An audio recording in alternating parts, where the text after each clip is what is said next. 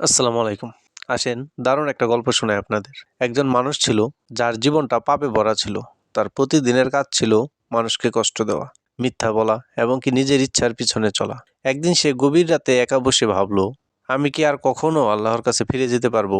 কেননা আমি যে পরিমাণ পাপ করেছি, আল্লাহ কি আদৌ আমাকে কোনোদিন ক্ষমা করবে?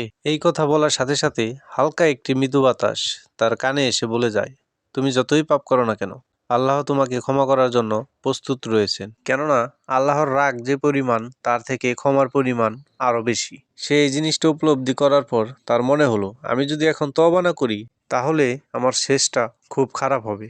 সে কাঁদতে কাঁদতে সেজদায় পড়ে গেল এবং বলল, হে আল্লাহ, আমি ফিরে আসতে চাই, আমার সব ভুল তুমি ক্ষমা করো। আল্লাহ তাআলা তার তওবা গ্রহণ করলেন।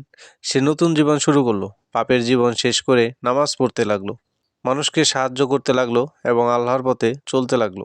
আল্লাহ বলেছেন, হে আমার বান্দারা, তোমরা যারা নিজের প্রতি জুলুম করেছো তারা কখনোই আল্লাহর রহমত থেকে নিরাশ হও না। সূরা আজ-জুমা আয়াত 53। একটা কথা মনে রাখবেন, যে সত্যি আল্লাহর পথে ফিরে আসে আল্লাহ তাকে অবশ্যই ক্ষমা করেন। এই গল্পের জন্য ভিডিওতে একটি লাইক আমি আপনার কাছে আশা করতেই পারি, কেননা আপনার একটি লাইক আমাকে পরবর্তী আরেকটি ভিডিও বানাতে উৎসাহিত করে।